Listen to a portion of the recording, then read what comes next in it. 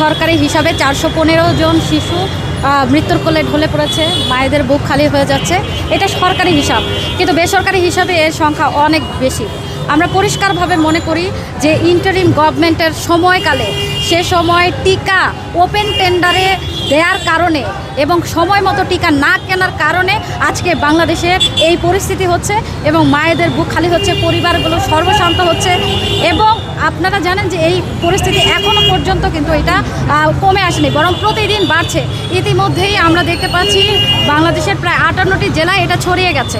এবং আমরা আরও শুনলাম যে ভিটামিন এ যে ক্যাপসুল, এইটারও প্রচারণা সেই সময় করা হয় নাই এবং খাওয়ানো হয় নাই। এবং এই যে একটা পরিস্থিতি, গতকালকে আমরা দেখলাম যে স্বাস্থ্য উপদেষ্টা যিনি ছিলেন সাবেক নূরজাহান বেগম, তিনি বলেছেন তিনি নাকি স্বাস্থ্য খাত সংস্কার করতে এসেছেন।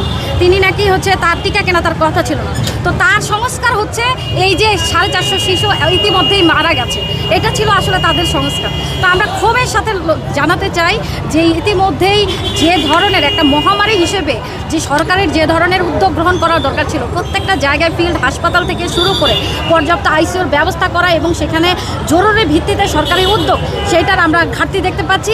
এবং সরকারের যারা সরকারি দল আর ওই যারা যুদ্ধ অপরাধীদের দল, যে বিরোধী দল, তারাও কিন্তু কোনো প্রকার তারা অন্যান্য বিষয় নিয়ে খোঁজ গল্পে ব্যস্ত আছেন। কিন্তু এই রকম একটা যে জনদুর্ভোগ মহামারী দেশে চলছে এবং বাচ্চারা মারা যাচ্ছে, পরিবারগুলো সর্বশান্ত হয়ে যাচ্ছে, সেগুলো নিয়ে তাদের কোনো ভ্রুক্ষেপ নেই। জনস্বার্থ নিয়ে তাদের কোনো বক্তব্য নাই। ইউনূস সরকার এসেছিলেন, তার যে স্বার্থ, সেই স্বার্থ অনুযায়ী তারা একটা মার্কিনের সাথে একটা চুক্তি করে দিয়ে গেছেন, যে চুক্তিটা বাস্তবায়িত হলে বাংলাদেশের ওষুধ শিল্প শেষ হয়ে যাওয়ার পথে। ফলে এইরকম একটা ভয়ঙ্কর একটা বিপর্যয়ের মধ্যে আমরা আছি। আমরা আর কোনো শিশু মৃত্যু দেখতে চাই না। আপনারা জানেন যে খবর বেরিয়েছে যে শিশুরা যেভাবে মেঝেতে তাদেরকে চিকিৎসা দিচ্ছে, কুলাচ্ছে না, এবং অনেক জায়গায় তাদের আইসিইউ নাই, পর্যাপ্ত চিকিৎসা নাই। আর সবচেয়ে আরেকটা ভয়ানক ব্যাপার সেটা হচ্ছে যে গ্রাম এবং শহরের মধ্যে প্রকটভাবে বৈষম্য। শহরের খবর তো তাও আসতেছে, কিন্তু গ্রামের প্রত্যন্ত অঞ্চলে যারা মারা যাচ্ছে, যেই শিশুরা মারা যাচ্ছে, তারাও প্রপার চিকিৎসাই পাচ্ছে না।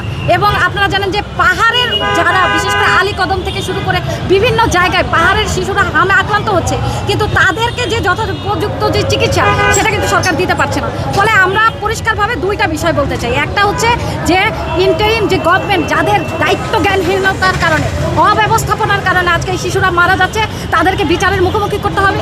একই সাথে আর কোনো শিশু যাতে মৃত্যুবরণ না করে, তার জন্য সরকারকে যথোপযুক্ত পদক্ষেপ গ্রহণ করতে হবে। এই দাবিতেই আমরা আজকে এখানে বিক্ষোভ করেছি এবং স্মারকলিপি প্রদান করেছি।